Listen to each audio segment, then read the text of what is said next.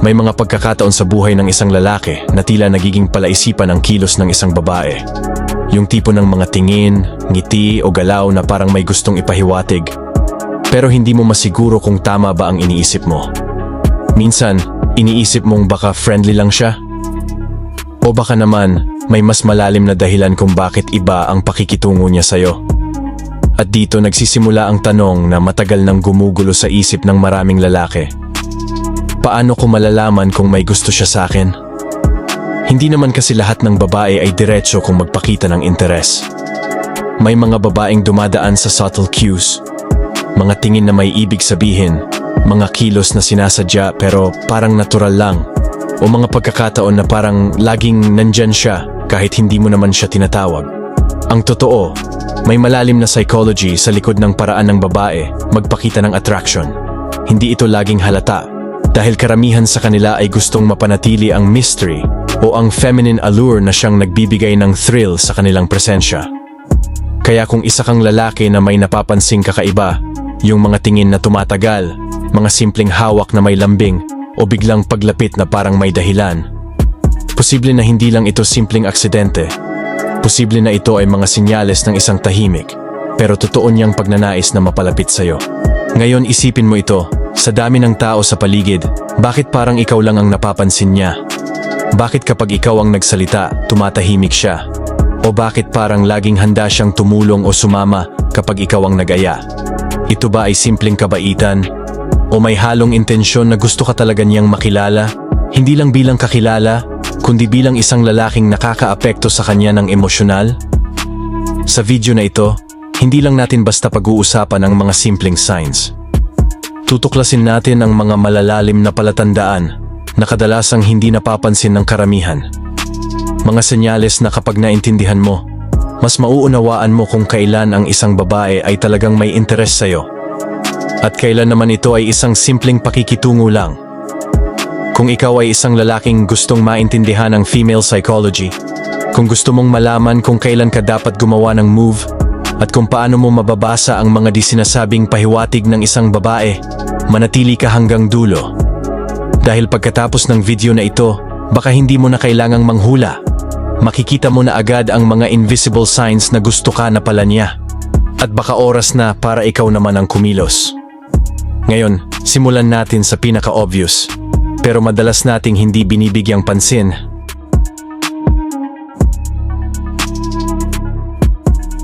Pitong palatandaan na gusto kanyang tikman. Number 1. Pinapansin ka agad. Isa sa mga unang palatandaan na may tinatago siyang attraction sa'yo ay kapag ikaw mismo ang laman ng atensyon niya. Hindi ito yung simpleng tingin lang o pansin dahil magkasama kayo sa isang lugar, kundi yung klase ng pansin na parang bawat galaw mo ay may saysay sa kanya. Halimbawa, nasa isang party kayo. Habang ang lahat ay abala sa kanya-kanyang usapan, siya ay parang may sariling mundo. Isang mundo kung saan ikaw lang ang sentro. Mapapansin mong kapag tumawa ka, siya rin ay ngumiti. Kapag naglakad ka, susundan ng mata niya ang bawat hakbang mo. At kahit pa maraming tao sa paligid, mararamdaman mong may isang pares ng mata na laging nakatingin sa'yo. Hindi para husgahan, kundi dahil gusto kanyang pagmasdan. Ang mga babae, lalo na yung may malakas na emotional instinct, ay hindi basta-basta nag-aaksaya ng atensyon sa kung sino lang. Kapag napansin mong lagi kang una sa peripheral vision niya, kapag napapansin mo na kahit tahimik lang siya pero alam mong aware siya sa presensya mo, ibig sabihin niyan ay may connection kang hindi mo pa napapangalanan. Ang ganitong klaseng pansin ay hindi simpleng curiosity. Ito ay isang uri ng silent communication na nagsasabing, napapansin kita at gusto kong mapansin mo rin ako. Sa psychology, ito ay tinatawag na selective attention. Kapag ang utak ng tao ay automatikong nakatuon sa isang bagay o tao na naguudyok ng emosyon o atraksyon, hindi niya ito sinasadya. Minsan nga, gusto pa niyang itago, pero hindi niya magawa dahil naa-attract na siya sa presensya mo. Kung mapapansin mong kahit saan ka tumingin, lagi siyang nandoon sa gilid ng iyong paningin. O kapag bigla kang lumingon at siya ay mabilis na umiwas, malamang ay nahuli mo siya sa gitna ng isang subconscious moment of attraction. At tandaan mo, ang mga ganitong maliliit na sandali, kapag paulit-ulit na nangyayari, ay hindi na simpleng coincidence. Ito ay senyales. Isang senyales na ang isip niya ay nagsisimulang maintriga sa'yo, na baka may kung anong bagay sa'yo, kung paano ka magsalita, tumawa, o magdala ng sarili, ang unti-unting kumukuha ng atensyon niya. At sa mga ganitong pagkakataon, hindi mo kailangang magmadali o gumawa ng move kaagad. Dahil kung tunay ang interes, siya mismo ang patuloy na magpapakita ng mga senyales. Hanggang sa hindi mo na kailangang manghula kung gusto ka ba niya o hindi. Number 2. Malagkit tumingin. Ang mga mata ng babae, yan ang hindi marunong magsinungaling. Kahit gaano pa siya kahinahon, kahit gaano siya kagaling magtago ng nararamdaman, kapag ang mata niya ay nagsimulang magtagal sa'yo, may mensaheng hindi na kailangan ng salita. Isipin mo ito, tahimik kayong magkasama, walang masyadong usapan, pero ramdam mong may kakaibang tensyon sa pagitan ninyo. Habang abala ka, mapapansin mong nakatitig siya. Hindi mabilis na tingin, hindi rin tingin na palusot lang, kundi yung klase ng titig na parang sinusuri ka. Parang gusto niyang basahin kung ano ang iniisip mo, o baka naman gusto lang niyang maramdaman ulit yung presensya mo. Kapag nagkakatinginan kayo, may spark. May kuryenteng dumadaloy na hindi mo maipaliwanag. At sa sandaling iyon, kahit walang sino man ang magsalita, pareho ninyong alam na may nangyayaring kakaiba. Minsan, mapapansin mong bigla siyang iiwas, magpapanggap na may ibang tinitingnan, pero pagkatapos ng ilang segundo, babalik ulit ang mga mata niya sa'yo. Parang hindi mapakali hanggat hindi kanya nasisilip muli. Ito ang tinatawag na lingering gaze sa psychology. Isang uri ng non-verbal signal na nagpapakita ng attraction at emotional curiosity. Hindi ito ginagawa ng isang babae sa sinumang lalaki lang. Ginagawa niya ito kapag may na-trigger sa kanya. Kapag may energy ka na hindi niya maintindihan, pero gusto niyang ulit-ulitin maramdaman. Ang mga babaeng may ganitong tingin ay kadalasang may inner conflict. Gusto ka nila, pero ayaw pa nilang aminin. Kaya sa halip na salita, mata ang ginagamit nila. At doon mo makikita ang totoo, sa paraan ng kanyang pagtingin. Mapapansin mong iba yung paraan ng pag-focus ng mata niya kapag ikaw ang kaharap. Hindi ito basta glance, hindi rin simpleng curiosity. Ito ay isang uri ng silent confession. May nararamdaman ako, pero hindi ko pa kayang sabihin. At tandaan mo, kapag ang babae ay naglalabas ng ganoong tingin ng paulit-ulit, hindi iyon aksidente. Hindi rin iyon simpleng appreciation. Iyon ay isang invitation. Isang emosyonal na paanyaya para mapansin mo rin siya. Kaya kapag nahuli mo siyang nakatingin sa'yo nang mas matagal kaysa normal, at lalo na kung paulit-ulit itong nangyayari sa bawat pagkikita ninyo, huwag mo nang ipagwalang bahala. Baka hindi lang siya basta nakatingin. Baka pinipigilan na lang niyang aminin na gusto ka na niya.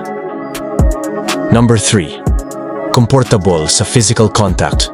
Kapag ang isang babae ay may halong attraction sa'yo, mapapansin mo, hindi siya naiilang sa physical contact. Hindi yung bastos o halata, pero may mga simpleng kilos na may meaning. Halimbawa, habang naglalakad kayo, bigla kanyang tapikin sa balikat habang tumatawa. O kaya naman, hinahawakan niya ang braso mo kapag may sinasabi siya. Minsan pa, kapag magkatabi kayo, halos dinidikit na niya ang katawan niya sa'yo. Parang natural lang, pero ramdam mong intentional. Ang totoo, hindi lahat ng babae gumagawa niyan. Ang comfort sa touch ay senyales ng malalim na attraction. Kasi sa subconscious niya, gusto kanyang maramdaman kahit sandali lang. Hindi niya ito sinasabi, pero sa bawat hawak gusto niyang sabihin, gusto kong maramdaman kung totoo ka. Number 4. Laging available para sa'yo.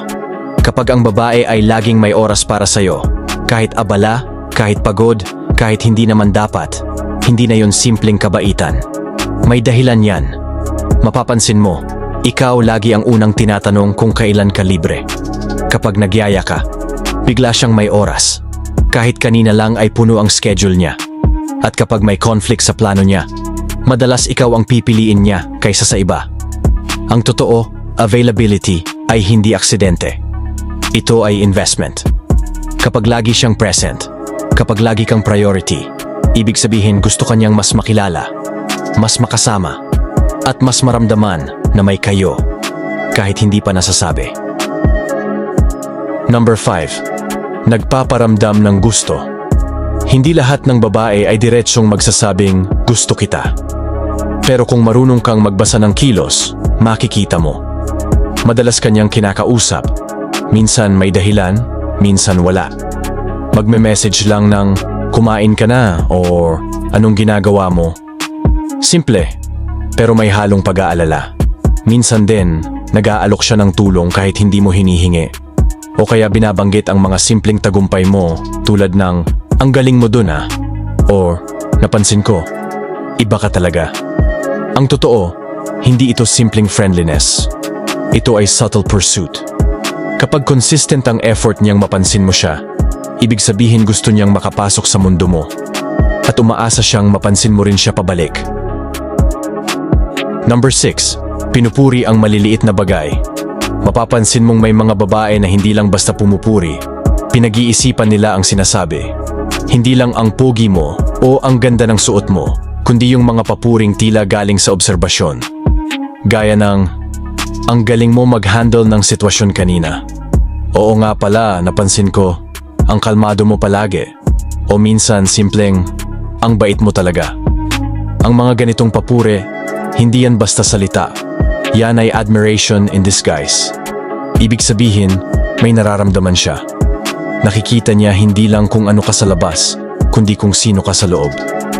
At tandaan, kapag napapansin ng babae ang mga maliliit na bagay tungkol sa'yo, ibig sabihin, tinitingnan ka niya ng mas malalim kaysa sa iba. Number 7. Sasama kahit saan mo ayain. Kapag ang babae ay laging handang sumama sa'yo, kahit simpleng kape lang, kahit biglaan, hindi na yan basta friendly gesture. May intention yan. Mapapansin mo, kahit may ibang plano siya, madalas niyang sinasabi, sige, sumama ako. Kahit out of town, kahit simpleng lakad lang sa park, basta ikaw ang nagyayaya, laging may oo. Ang totoo, hindi lang niya gusto ang lakad. Gusto kanyang makasama. Dahil sa bawat oras na magkasama kayo, mas nagkakaroon siya ng connection, mas nakikilala ka niya, at mas nahuhulog siya ng hindi niya namamalayan. Kaya tandaan mo, kapag paulit-ulit siyang sumasama kahit saan mo ayain, hindi mo na kailangang manghula. Alam na ng katawan niya ang gusto ng puso niya. Hindi lahat ng babae ay pare-pareho. May mga tahimik, may mga palabiro, at may mga marunong magtago ng nararamdaman. Pero kung sabay-sabay mong nakikita ang mga senyales na ito, yung madalas kang tinitingnan, hinahawakan, pinupuri, at laging available para sa'yo, malamang hindi na yan simpleng curiosity. May halong paghanga, pagnanasa, at emosyong gustong maramdaman pabalik. Ang totoo, bihira ang babae na diretsyong magsasabing gusto kita. Kaya kung marunong kang magbasa ng kilos, ng titig, ng timing, makikita mong matagal na pala siyang nagbibigay ng signal, hinihintay lang kung mapapansin mo. Kaya sa huli, hindi mo kailangang manghula dahil minsan, ang kilos ng babae ay mas totoo kaysa sa mga salitang hindi niya kayang sabihin. Kung nagustuhan mo ang topic natin ngayon, huwag mong kalimutang mag-like, mag-subscribe at pindutin ang notification bell para lagi kang updated sa mga susunod nating videos, lalo na kung gusto mong mas maintindihan ang psychology ng attraction at kung paano gumagana ang isip ng babae. At gusto kong marinig ang karanasan mo. Comment mo sa baba. Aling senyales ang madalas mong mapansin sa mga babae? Yung tipong alam mong may gusto, pero hindi sinasabi. Basahin natin yan sa comment section. Dahil dito sa channel na ito, hindi lang tayo nag-o-observe. Natututo rin tayong magbasa ng intensyon, ng emosyon, at ng realidad sa likod ng bawat ngiti.